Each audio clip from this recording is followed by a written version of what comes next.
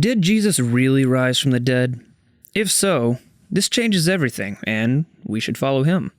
If not, Christianity is entirely in vain, as Paul said. What evidence do we have that he really did raise from the dead? Let's take a look.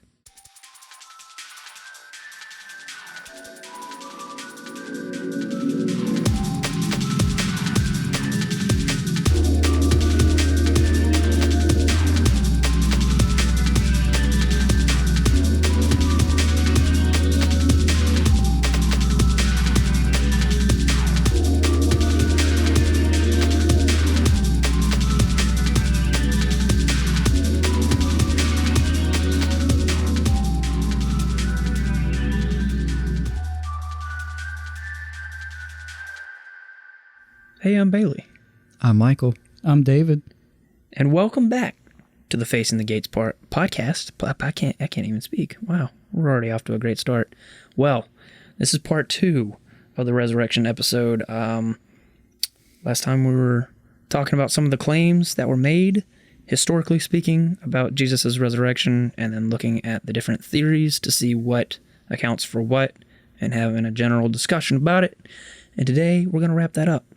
So let's start with claim number 5. If you missed the first 4 claims, it was in the last episode. You should go listen to it. Seriously, we mean it. Go listen to it. Yeah, it's pretty good. It's pretty great. Also a little bit of a clusterfuck, but it's fun. Yeah, we did get off topic. All but of our podcasts, we get a little off topic. Yeah. But that's okay. But back on topic. On topic, claim number 5. The news of the resurrection was immediately proclaimed in Jerusalem. Many external sources of the time attest to Christianity growing out of Jerusalem. There had to be compelling evidence for the resurrection for the early Christians to stay in Jerusalem. After all, their Messiah had just been killed there. If they were just some cult, they would have gone somewhere they wouldn't have been able to be disproven. This is what cults do. They shelter their people from opposing views. But no, what the Christians did instead was walk straight into the Sanhedrin, the place where Jesus was condemned, and condemned the leaders for crucifying Jesus. They were either completely insane or absolutely convinced. The conspiracy theory doesn't really explain this because the Christians confronted Jesus' enemies directly as opposed to leaving Jerusalem. The mythic theory doesn't explain this because in the Creed, in 1 Corinthians 15, it was presumed to have been written within 3 years of Christ's death. This creed stated that Jesus died for our sins, was buried, rose again on the 3rd day, and appeared to people. The hallucination theory states that the witnesses could have hallucinated the resurrection. This theory has a very slim chance at explaining this, but as mentioned before, it's highly improbable that so many people hallucinated. Nor does a hallucination imply a bodily resurrection like the early Christians distinctly taught. The resurrection theory best explains this detail because if Jesus really rose again and his followers were really the witnesses, it would give them the courage to proclaim that it really happened. And I'll turn it over to you guys. I'm just going to look up at you, and that's when I'll let you speak. It's usually going to be after my thoughts on the resurrection theory, because that's how each section ends. Because I feel like it's getting a little formulaic, but whatever. Yeah. Anyway, go ahead. I'm just processing that right this moment, if you want to be honest with you. All right, well, I'll turn it over to David. Yeah, I mean, pretty nice and concisely said, because it putting, in fact, like the physical resurrection did happen and all that, it would give them the courage. I don't necessarily believe, like, even because, like, I mean, as we've seen with kind of modern cult of personalities, some people like to go up to their enemies and give them, but at least for that time, it would have been unheard of. With Even with their god just got killed. Yeah, so. And with most spiritual cults, it doesn't really happen. And also, this is Rome we're talking about. Yeah, very. So what we're getting down to is they had to be convinced and fucking insane. Yeah, basically, yeah. I mean, let's just put it fucking honest. I mean, they had to have some balls to go up in there. It'd be like an atheist going up to the Pope, be like, "You're fucking wrong." I mean, I would do that. You're going to get knocked the fuck out by security. I mean, I would do that for a lot of things, but kind of how Catholicism is ran, but not on their beliefs, because that'd just be a dick move. Right. It'd be like walking up to fucking the ISIS leader or Al Qaeda leader, be like, well, actually, you guys are fucking wrong, and I can prove it. And they'd cut your head off. Exactly. Or just fucking shoot you because they don't have time. Yeah. You're not They don't even have worth time to grab the camera. They probably get that like every other day. Yeah, so you got to be a little bit fucking insane and extremely convinced. And super ballsy. Yeah. All right. Well. Them women that went up there, along with those men, fucking they rolled on there. Because you can't walk with nuts that damn big. All right. Bouncing like well a fucking... said by Michael. Off my tangent, onto the next point. Well, let's go to claim number 6. The disciples and witnesses suffered voluntarily for proclaiming that Jesus rose from the dead. External evidence from multiple sources state that the apostles were martyred for their proclamations, and we'll actually be discussing this on an episode very soon. The next episode, actually, we'll be talking about that. Internal evidence from Paul proves that the early Christians were facing persecution. These people were not killed because they were lunatics or liars. After all, they had nothing to gain. If they wanted power, why would they establish churches they had little control over? The early Christians started churches quickly and then moved on to start more churches. In hindsight, this led to later church leaders having to fight off various heresies and false teachings. Christianity wasn't a cult because it spread throughout the world. Again, many cults try to shelter their followers from being proven wrong. The Christian leaders were martyred because they really believed that they saw the risen Jesus after he was crucified. The conspiracy theory only explains that Christianity was invented to get its early followers killed, which makes no sense. The mythic theory doesn't explain why people got themselves killed. The hallucination theory, well, it would have been impossible. It would have had to have been such an intense hallucination that many people were willing to die for. This is simply unlikely. Or the resurrection theory, if Jesus really rose again, it would explain why the disciples would die for it. If Jesus died for them, they would be willing to do the same in return. Again, people are willing to die for fucking anything. Yeah. And that's the only mute point I have to put out is people will fucking die for any dumb fucking reason. And also, like, with the idea of kind of, it couldn't have been a cult because, I mean, technically cults are like just small religions, and the ideas we have placed upon cults, especially now, is just because we deal with a lot of weird radical cults. And I might be controversial about this, but like in my eyes, some sects of Christianity have cult-like behaviors. I mean, there are cults that are derived from Christianity. Mormonism. Well, I think a lot of like televangelists and stuff like that. I'm not even going to get on that topic. Yeah, but Fire and brimstone. The main Revival difference in my eyes between like a cult and a religion is how far, like, because they technically can all start out as cults, but then they expand and they get a foothold. But yeah, I mean, it's well documented. Christians were heavily persecuted in the early years. And to touch on David's viewing of a cult, I look at a cult based on how much control it has over the individual. Mm-hmm. So I don't see preachers coming to your house like, you're naked, put clothes on. Or, most modern religions don't do that over here. Yeah. Except, Mormon sectors, some Jehovah's Witness sectors, outlier sectors. Mm-hmm.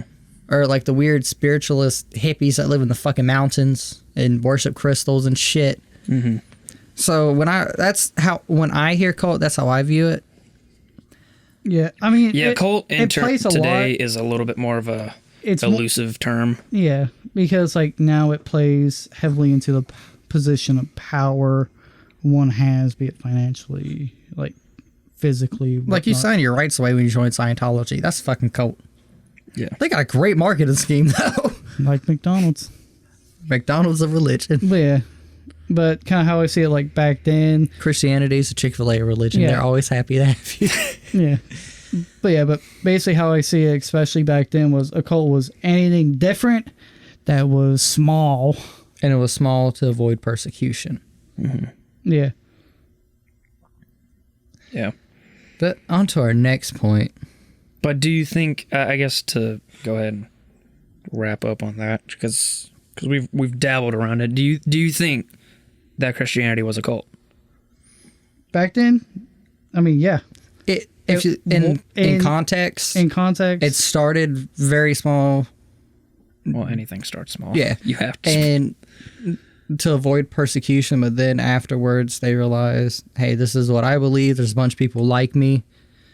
And they started building upon that, which, again, was an issue, and a necessary issue, but an issue in and of itself. So it started as a cult, but it built bigger. It got its rooting. Yeah, it got its roots grown, and you can't just yank it up now. Because, I mean, they could burn all churches down and, like, destroy most of the people, as long as there's, like, one to a handful of people that believe that. They're going to find other people that believe similar things and rebuild. Yeah. And in my modern view, there's still a lot of cult-like things in modern religions, but I'm not going to call them a cult. Yeah. A cult, not a cult. A cult. Right. Let me phrase that for all Yeah, people. the occult deals with more like modern hermeticism. Big words. I think the problem is, and like, I get where you're coming from, but the problem is these were based off of eyewitness testimonies and things that people actually experienced.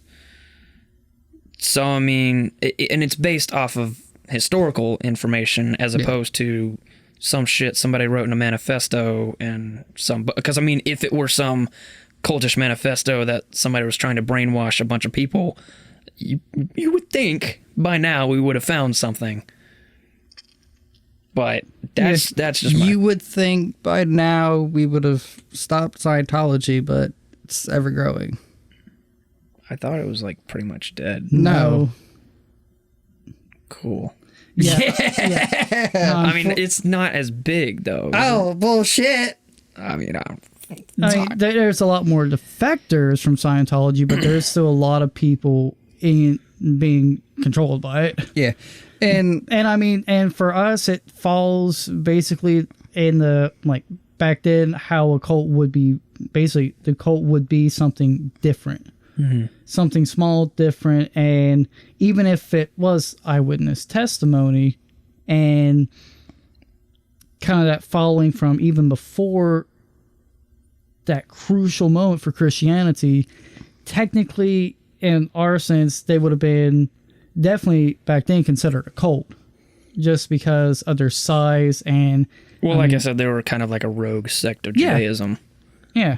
I mean, a rogue sect, that's something... It was following a radical this dude idea. who claimed to be God, essentially. Yeah. So, nothing wrong with... So, I mean, I can kind of see where you're coming from. Just it like, is a little... And I actually recently watched a movie about, like, basically Jesus's ministry, and it dawned on me then, when I was able to visually see it on a screen, just how weird it probably would have been for people to have worshipped a human being. Yeah, I mean, that's like, we look at the people who are worshiping men who say they're the second coming of Christ.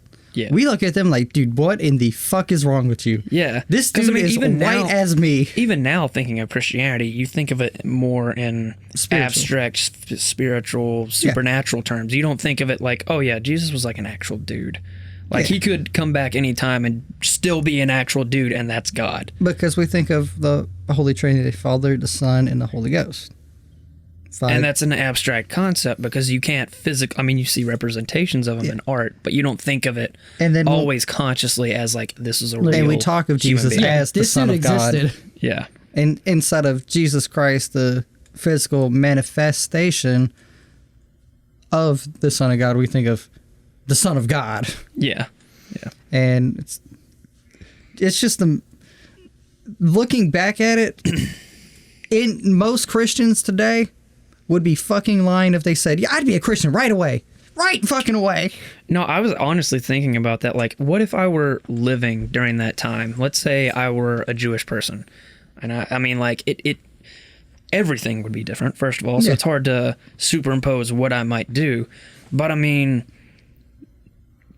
would I follow you would Jesus? have to play a large, like, sociology kind of game, because based on the culture, based on everything else besides like your personal input, you would not. I mean, you'd be persecuting them. The only reason, but it depends. Well, I mean, there were Jews that followed him, but if I were like a very poor person that were disenfranchised, those were generally the people that Jesus reached out to. or if you were But if you were- strong or in at your least Jewish that's faith, documented, at would you least. have strayed away from your technical Jewish faith into Christianity? Yeah, because that's what the disciples did. Or if you look at it today, think of how when you talk to atheists and how they view religions, seems if you take them terms as literal, it seems fucking crazy. Yeah. And so To make a 180 to from that any would be... Christians out there who are like hell bent that they would have been a Christian if they had saw Jesus in the flesh, they would have fucking got down, fucking started worshiping him and turned to a Christian right then. You're bullshitting yourself. You're not being honest. You might have, but there's it's really hard to. That's the thing the for me odds is are like against you. Not necessarily. It's just there's so much that would be different. yeah. Like you think about how you are today because of your culture and your society and your place and time and everything. But 2,000 years ago, you would not be like you are now in the slightest. So it's really hard to impose what you would or wouldn't do. Pretty because much, you might be super poor, you might be super rich, you And might be a soldier, you might be this or that. I mean, it's just really... Yeah, I mean, and like, for example, in one of my classes, we had a discussion, like, in 1860, you, basically the only things, like, you're your same gender, you're the same age, you're your same race.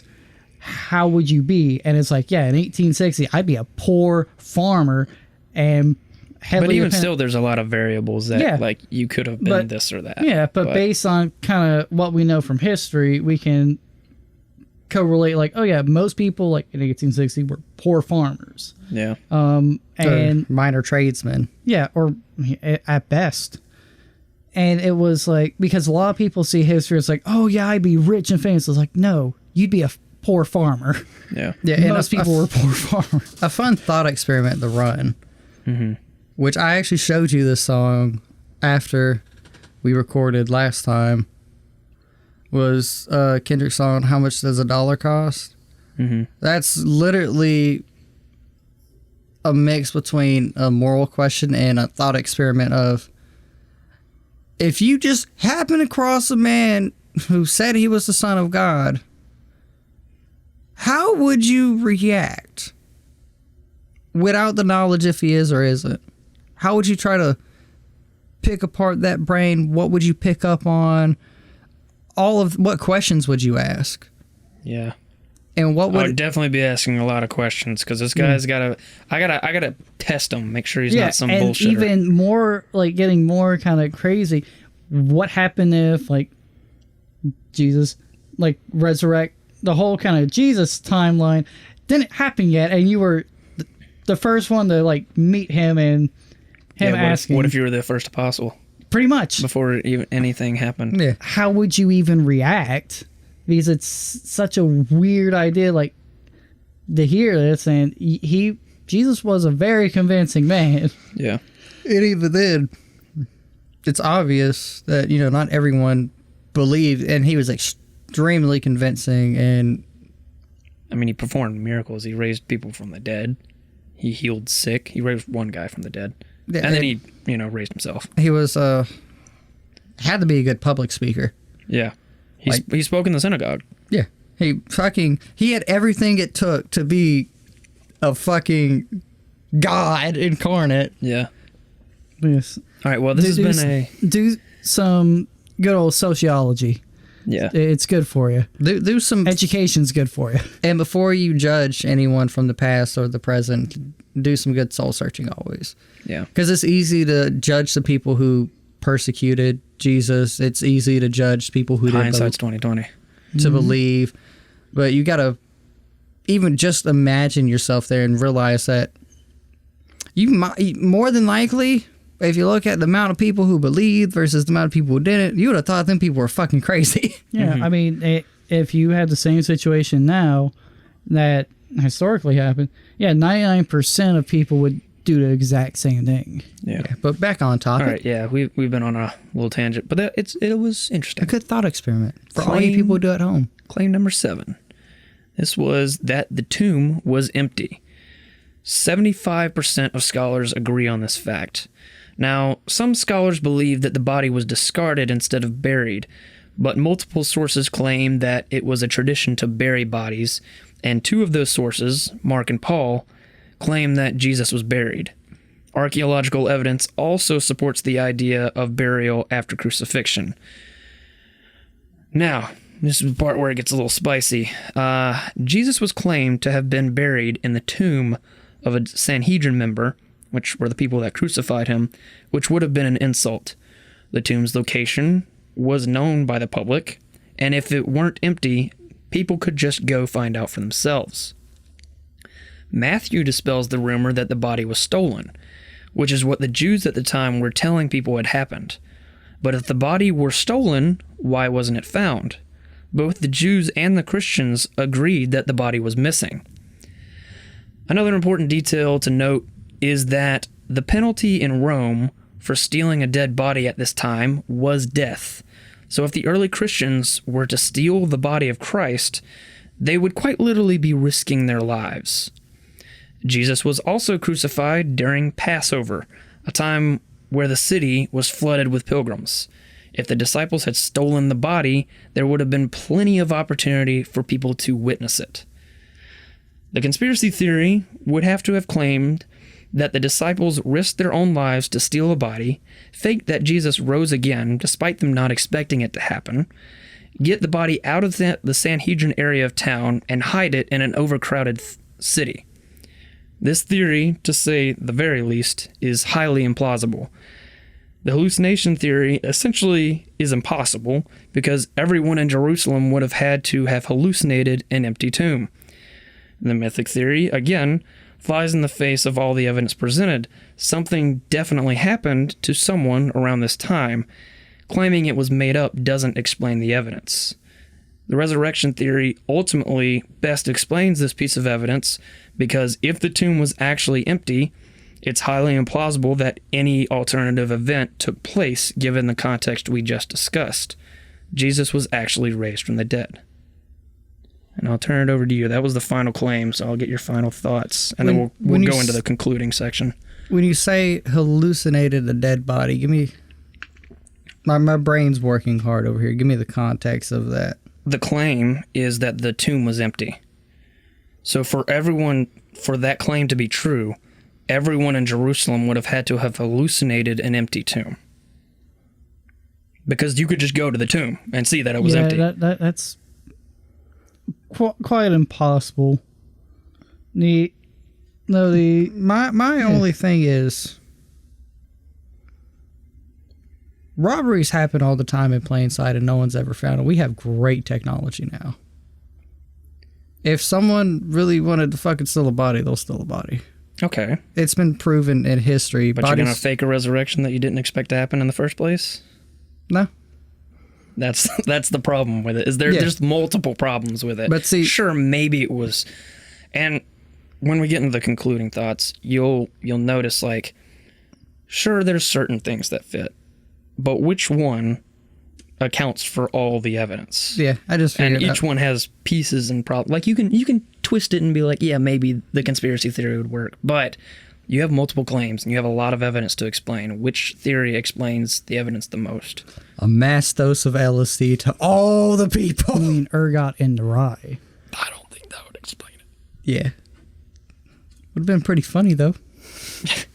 Right. What about you, David? Pretty funny. That would be pretty fucked up. Yeah, I mean, like the mass hallucination theory, yeah, pretty much a no-go. It would, now if that was the case, that'd be quite something to research and take a time machine and experience that hallucination, because holy shit. It would be a miraculous hallucination. Yeah. Maybe that's why we haven't found out time travel yet. Or maybe it's because time would explode if we actually time traveled. I'm willing to take the risk. Or if time travel existed, we would already know because it would have already happened. Because of time travel. Unless it wasn't meant to be found out until now. And they were made to blend in like some Assassin's Creed type blending in. All right, well, we're getting too meta. Super meta. Yeah, Bro, we're getting into like butterfly theory territory. Real quick, anyone out there who's listening, if you have a time machine, I'm the dumbass that wants to hop in there and I will give it a go. Don't let him do it. He will destroy everything. Actually, it's not going to happen because it would have already been destroyed. He's going to be Would a it person. have been God's plan anyway? The end of the world. Turns out I'm not indulging. GameStop like 5 years from now like soars up in price again, and he bought them at like the cheapest, or he bought like $1 million worth of Dogecoin or something stupid like that. And like I come back and it's like, well, guys, I was wrong. But I think we can all agree, at least on this claim, that the only theory that makes sense is the resurrection theory. What if the prophets were time travelers? Stop with the time traveling. What if there were aliens in the Bible? For like a All clear, right, listen, History Channel. concise, kind of one size fits all. Yeah, I wish it makes sense, but we also don't know. Like, unfortunately, we don't know that if there were grave robbers or for that, because I mean, who would want to be like, yeah, I grave robbed, I robbed the grave, tossed away the body of a person that was ridiculed and persecuted and literally crucified and put away in shame. And then you have to explain the bodily resurrection and appearances and stuff like that. Yeah. So, all right, well, let's go into this, the concluding thoughts. real quick. Oh, go ahead. I wish the Sorry. viewers at home could see this face I'm about to make. Aliens. Y'all You know the face. you know what he's talking about. Yeah. All right, so here's a few other problems for alternative theories to the resurrection hypothesis.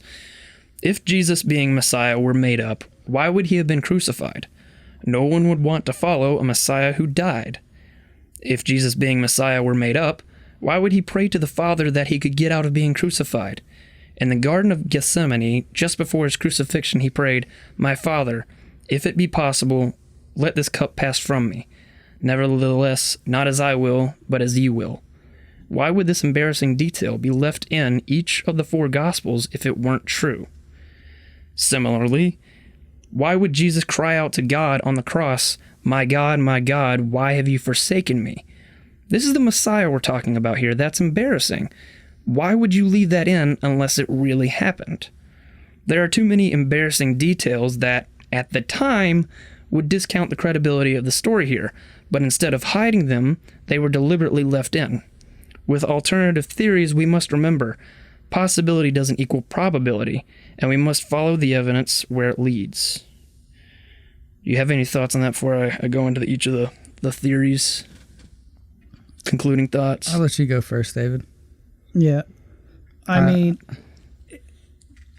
like basically, in summary, it's just very counterintuitive for a lot of the things that were claimed, like the women seeing the tomb, or the Messiah being crucified, and him raising from the dead when people didn't expect that. All this stuff is like, this is really like out of left field. So why would that be there if it were made up? It's humanizing.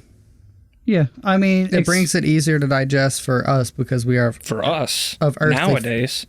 Back then, and they would have not. No, I mean, but it's more relatable because it's in earthly terms. And thinking from like a fucking outsider Judeo following, is the disenfranchised, the people out of status quo, it makes more sense to have like those flaws, those faults, because that's kind of more like, oh, okay, instead of like, oh yeah, you're just Joe Blow, you don't ask why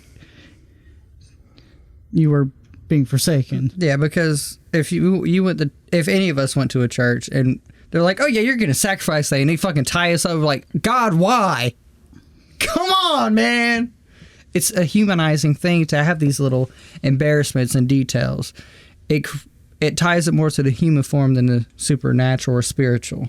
So therefore, it is easier for someone of our levels to be like, hey, I relate to that because these things add up to me, instead of battle in the heavens and Jesus going down and beating the shit out the devil and God casting fury upon man. It's more humanizing and it broke that rescuing. It broke that status quo. Because I mean, like, as I said, it reaches out more towards those outcasts that were following him. So who else would be good to follow him?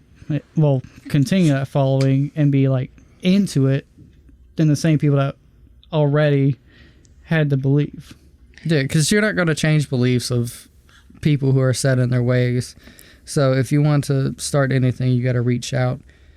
And by putting those little tidbits in there, they created something different. They created something more relatable to who they were trying to reach, who Jesus was trying to reach. Yeah.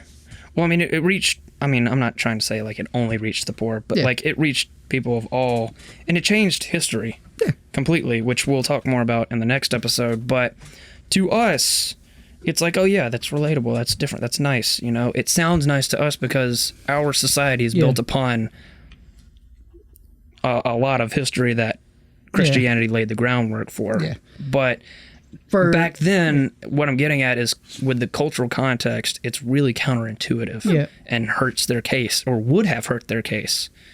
It's the criteria of embarrassment that is like, checks every box. With the mainstream cultural context, but we don't know what that outsider culture was and like the viewpoints of everybody, because that could change. Like, okay, now if they were all like, yeah, that's embarrassing, don't put it in there, and then someone just writes it down, you would have to psychoanalyze everybody and understand why that was written down. Yeah, and that's like when we think of Jesus walking with the people, we don't think of walking with the kings and the lords and the high-ranking warriors. We think of him walking with the everyman, the sick, the poor, the prostitutes, the normal person who you would encounter. We don't think of him as, just kissing a king's ass like, yeah, bud, you're getting into heaven. It's not fucking what the message was. That's not what his message was. Yeah. So those little human details really add all together to kind of create a cohesive, humanizing aspect of Christianity to tie it from the spiritual to the physical. All right, so I'll give some final thoughts on each of the theories. The mythic theory ignores many historical facts and pleads ignorance in order to create an alternative explanation. The conspiracy theory can't account for the disciples' testimonies, the empty tomb, or why complete skeptics would convert and believe the Christians.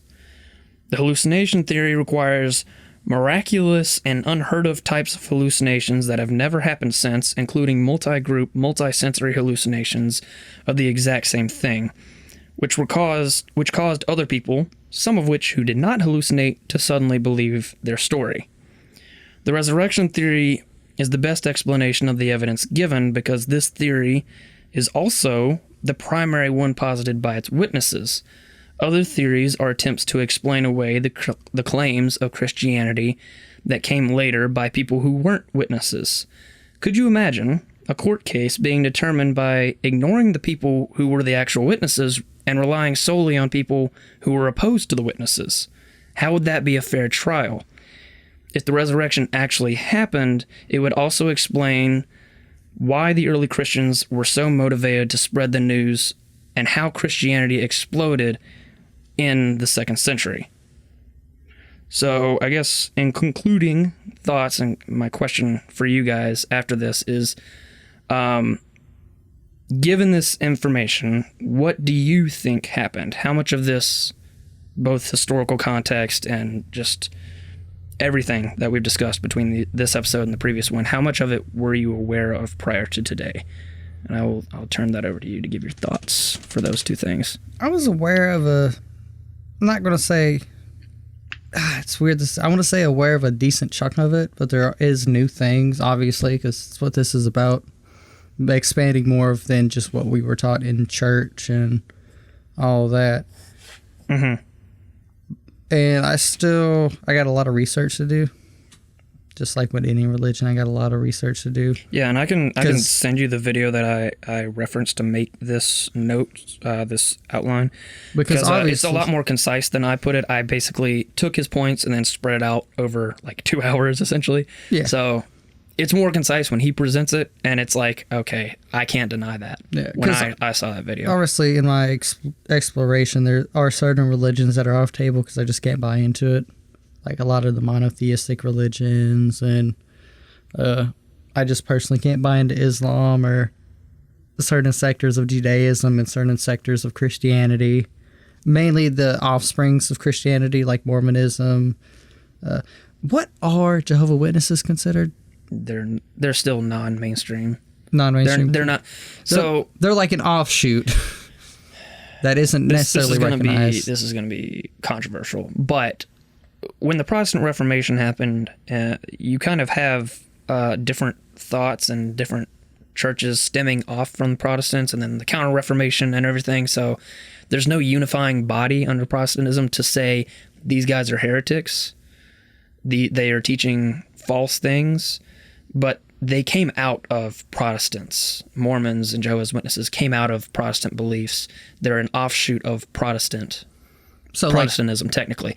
But if they were an offshoot of Catholicism or offshoot of Orthodoxy, those churches have the authority to say this is false, because that's what a lot of early ecumenical councils did. Is they were like the instance on whether or not Jesus rose again physically or spiritually. That was a case of a heresy that an ecumenical council of church people came together and determined, like, they heard a case on both sides and determined that this is true and this is false. So under Protestantism, you don't have a unifying body to say these guys are heretics. And this may be offensive to some people, but, Mormons and Jehovah's Witnesses, Scientology, these are televangelists. They're non-mainstream Christianity. I would call some if heretics. We had a governing body to call them out, they would be considered heretics. Hey, everybody in America, if you got some evidence that people don't really believe what they're preaching and they're just a bunch of assholes, let's fucking call them out. Fuck it, let's do it ourselves. Yeah. Anyway, what were you getting at with that? You're talking about certain religions that you can't get into. There's a lot. I wouldn't even consider like those as Christian, in my opinion. I wouldn't say like, oh, well, I need to buy into one of those because that's Christian. It's not really. Being as an agnostic, I got to look at everything. Hey, he's going through it's like knockoff Christianity. He's going through the grocery store of religion. No, I'm looking at like the tree and all the seeds that fall and how they each grow. And granted, that seed might be a little fucked up looking. Yeah. But you gotta say it started somewhere. Yeah. And so there is an episode we're going to be doing soon on why Christianity over other religions. So you'll enjoy that probably. And there's still a lot of spaces because, especially since my personal beliefs is any religious text, you got to find the meaning in it. Don't take it necessarily word for fucking word. So there's a lot of things I'm reading and researching and trying to figure out about myself first and then where I fall in. Right. If there is a religion that I truly believe in, because I am very not against organized religion and agnostic. There was something I was going to say. I'm not going to spoil anything because that'll be a topic for later, but yeah, I'm very against organized religion. As we've discussed previously. Yeah. And don't get me wrong, just preface people at home. You're a good person. I don't judge you based on what you believe. I judge you based on your actions. So don't be an asshole. I don't blame you because I can understand. There's a lot of garbage. There's a lot of fucked up people in a lot of good places. There's a lot of good seeds. There's a lot of bad seeds. And The tree metaphor comes back. Granted, you see where it falls, and that one might be a little fucked up, but you got to recognize the tree it came from. Yeah, to me, and that's why that's what I was going to say. That's why I really focus with this series is trying to be as objective as possible and not focusing so much on certain people and what certain people teach and don't and stuff sects. like that. I'm trying to get to the root of the history and the reliability and the objective case of it. You know, like we mentioned with the reliability of the New Testament, it's reliable, long story short. If you compare the same skepticism that you might have for Christianity going in to other religions, it's the case is nowhere near strong for other religions in terms of the reliability of their texts. That's a different story, but the foundation historically is a lot more grounded in Christianity than you will find for other religions. And that's, for me, if I were you, I would look at that approach and say, like, okay, let's stop worrying about what all these people are saying. Let's actually look at like the reliability of the text and then the reliability of like their claims and what they're basing it off of, and then kind of go from there, because that gets you away from the noise of like what people are saying about it. And I think the hardest thing, especially in a modern society, is trying to find true non-biased. And also trying to be open to that, acknowledging your own bias and acknowledging that there's going to be bias in anything you read. Because naturally, given our area we're raised in, when I think of religion, I think of Christianity. Mm-hmm. And so when accepting my agnosticism, I have to also look at my previous bias and my natural bias into my environment plus my current bias, which is true skepticism. And accepting of that and trying to search and find my own way and, in a sense, pave my own spiritual path, even if I don't purchase an organized plan, essentially, on the how, and just kind of becoming more well-versed in my thoughts, why I think that way. And so there's some things that some churches do great, some sectors of Christianity do great, and then there's other things that the same sector does very shittily. Yeah. In my books. And so it's just one of those things that's helping me kind of find those things out, and then it's given me respect for the research you put in and the conversations we have, because even though he's a non-believer, I'm a skeptic, you're still bringing these forth, and you're accepting that we may not believe, but we can sit there and we be like, if this is true, then yes, this must be true, or it was a person. Yeah.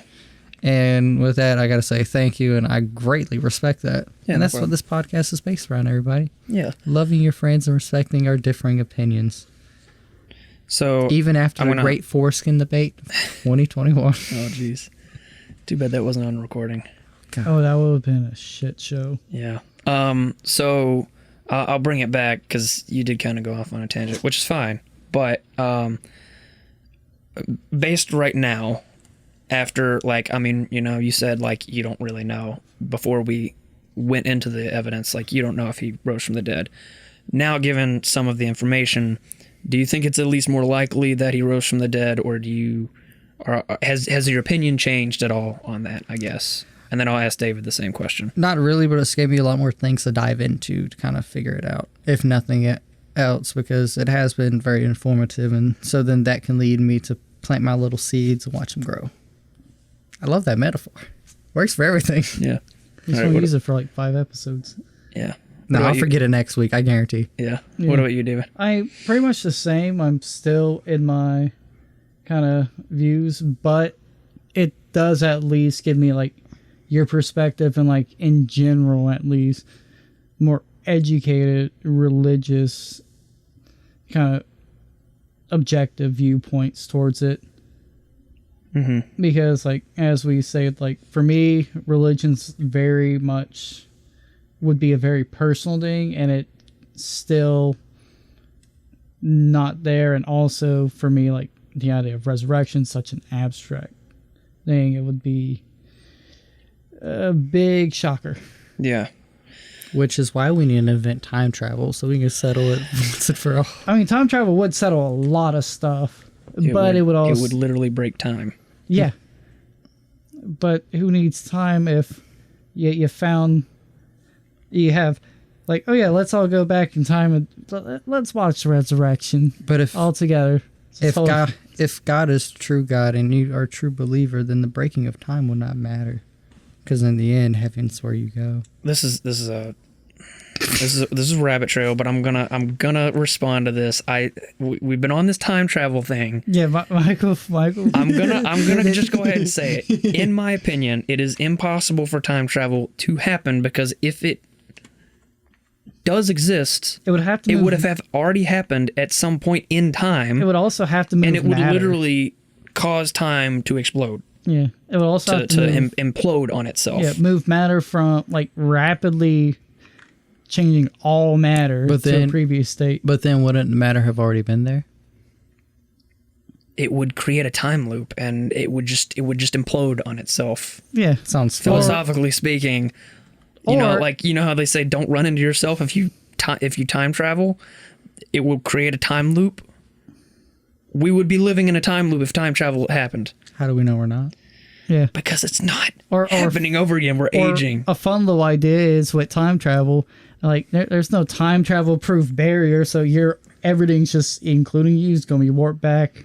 Anyway, you won't even exist. That's a completely. Maybe we'll do a time travel episode one day, but I just wanted to settle that in 60 seconds or less. That's my view on time travel. There you go.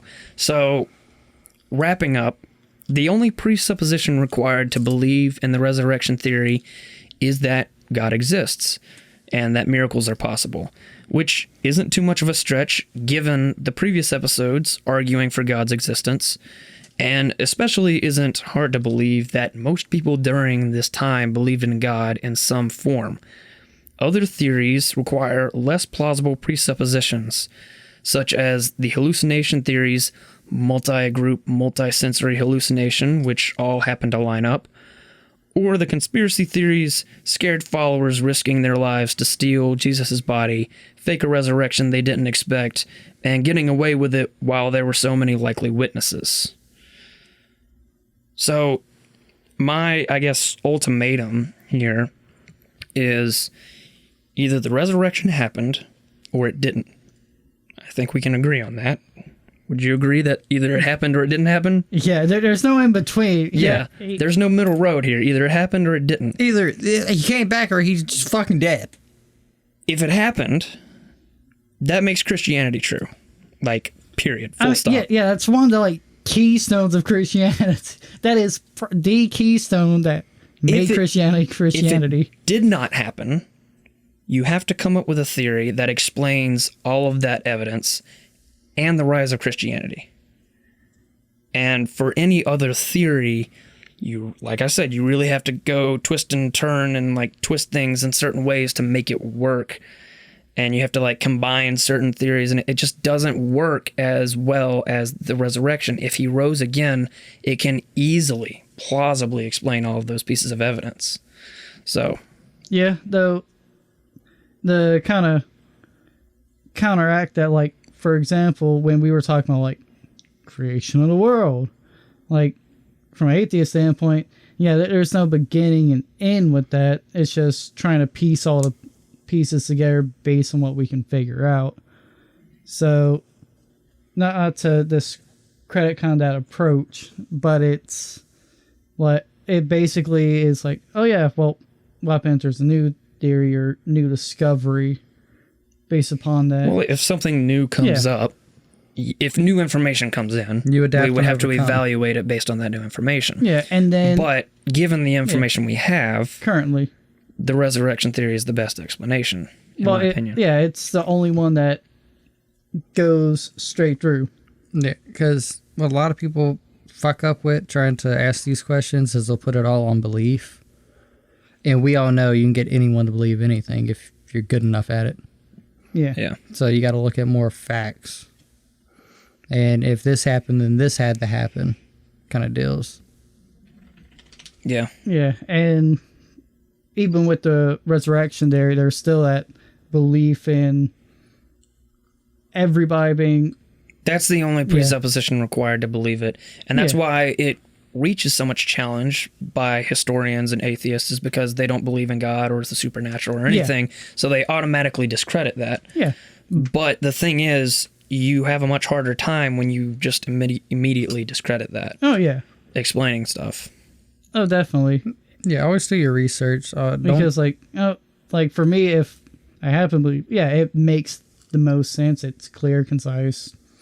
But we also agree with like God creator. But yeah, that makes sense. Mm-hmm. It's just like for me being a filthy atheist, like yes, he existed, but the resurrection is like that one part. Yeah. Because the rest is like clearly documented, but and this also miracle ideas. Yeah, this also,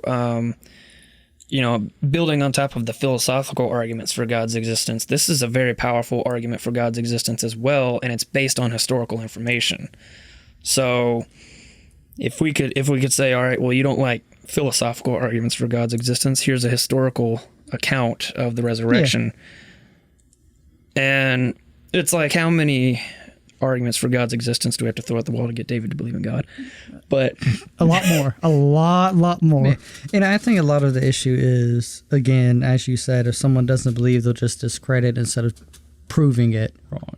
Yeah. Like, and that's my challenge is, if you don't believe that it happened, fine. But present me with your case. Yeah. Explain why you think that's the case. Explain what your theory is, because now that you know, like, the cultural context and stuff, like, you got to come up with some explanation. Either it did happen or it didn't happen. If it didn't happen, other religions are on the table. If it did happen, they're all gone. So it is kind of like an ultimatum in that sense. But anyway, that's my... yeah. And again, because I got to do my research and I got to do a lot of thinking, because I'm not going to say, oh yeah. Yeah, and also, as a side note, mad respect for at least being willing to look into it. Because I think I mentioned this like last week, but like, I don't know if it was on recording or not, but like, at least you're willing to look into it, and you're not going to blindly accept stuff and be like, yeah, I believe that. You're at least willing to look into it, and a lot of people aren't. A lot of people just want to believe what they want to believe. And a lot of people are a lot less, people will say like, oh, I need evidence. And really, you'll give them evidence, and it's not really evidence they need. It's they just want to believe what they want to believe. There's nothing reaffirmation that they're correct. There's nothing wrong with trusting beliefs, but if you just say, "Hey, this is just what I believe," I'm going to leave it at that. I can at least respect you being honest with me. Mm-hmm. Just like me going up to a Christian like, "Hey, the resurrection. Why do you believe that?" A lot of people are just going to say, on faith. Yeah. Unfortunately, a lot of them have not looked into it, at least around here, in my experience. And same with any biblical thing. It's like, hey. Which is also very anti-Christian of them, because it literally says in the Bible, you better give a reason why you believe what you believe, and have that on account in 1 Peter. Yeah, and I'm not asking someone to fucking research every little thing, because we'll be here for fucking millennia with half these fucking morons. But... And that's no dig to Christianity, because all religions are, and all non-religions are full we of talked morons. about that earlier with like. But everyone's if you're going to call yourself someone strong in their religion, or a child of God, or whatever you fucking want to say, have a fucking reason. And if you're going to call yourself an atheist and agnostic, have a reason. Bailey knows my reason why I'm an agnostic. Because he's an agnostic. David knows. That's his reason. And. My reason is no. And don't... No, just... Again, the biggest thing is, have a reason, don't be closed-minded, and do your research. Yeah. My 3 things. Yeah, especially if you're going to believe in religion, do your research. There's some things out there that you really shouldn't buy into. I mean, and if you don't believe... And don't take everything so fucking literally. And if you don't believe... Accept nuance. That's another problem people today can't do, is like nuance, small nuances. Understand nuance. Yeah. Anyway. Yeah, and even if you're a filthy atheist like me, just do a little reading, because I mean, as we say, like, a lot of stuff in the Bible is very historic, at least from the documents we have, historically accurate. Though, I mean, there's the big resurrection. That's kind of a problem for me, but at least I've done some reading, and even with other religions, do some reading, figure out, hey, if it might be right for you, yeah, congratulations, you're not a filthy atheist anymore. You might be Michael, Dr. Pepper. Yeah. And if you're going to try to sell anyone on a religion, don't hold any other, especially Christianity. Don't bring another humanly figure into this shit, because there's no fucking second coming of Christ right now. It's fucking not. No man is above God in that sense. So I've actually talked to someone who's tried to bring another earthly figure into the thing, and it's like, oh, honey, you are so wrong. Oh, the thinking like they're like the Antichrist, or like no, that someone's a prophet, or like someone's the Jesus. To keep it in broad terms, someone was brought down by God and put in a certain position. Oh, I know who you're talking about. I know, actually, I know what you're talking about. Yeah. And a YouTube channel I follow made a video about that. Anyway, but I gotta say, it's been a... Let's do some wrapping up thoughts on this one before we wrap up this episode. My ultimatum is, and this may be just semantics with what you were saying, but like when it comes to religion, it's not... The way I look at it is it shouldn't be, I know spiritually it's a little bit more elusive and kind of opinion based there, but you should be objective in your search, and stuff like this is like either happened or it didn't. And it's not going to be like if that works for you, then that works for you. Like this is like either it happened or it didn't, and that makes it true whether you like it or not. And if you just can't go off your feelings when it comes to beliefs about stuff like that, because like it might feel good, but it might not be true. It might feel bad, but it might be true. And that's one interesting thing about like religions, because there are some that are like strictly spiritual, and then stuff like Christianity that have a part in the physical and the spiritual. Though some people call like the spiritual ones more lifestyles and whatnot. Yeah. And this is also just my approach. I'm not like, I don't go to, like I mentioned in my episode, I don't have a church home currently, so I can't vouch for a certain tradition that follows my line of thinking. But that's at least where I've gotten this far. Yeah, you've been to quite a few churches, and you're still searching for the right one. Yeah. Yeah, and what are your final thoughts, Michael? I know you probably said most of everything. Yeah. But beliefs are beliefs, but try to back up your beliefs as best you can. And if you don't have an answer, be honest about it. And always try to look at it from the opposing view side, too. Yeah. And just try to be as well-versed as you can. And be as honest as you can. That's what fucking matters in the end. Because I could be wrong, you could be wrong, you could be wrong. It doesn't fucking matter at the end of the day. We're all people. And we're all here. And it's essentially our cross to bear for our personal beliefs. All right. Well, I think that's about it. Yeah. I think that's a wrap, guys. Yeah. It's been real. It's been real. It's been fun. It's been real fun. Love you guys. All right. Next time, we're going to discuss a topic that is often forgotten. What happened after Jesus rose again? Ooh. Yeah, because they really don't touch on that. Yeah. They just go, he lived and he fucking died, and then he came back and he said, fuck you guys, I'm out.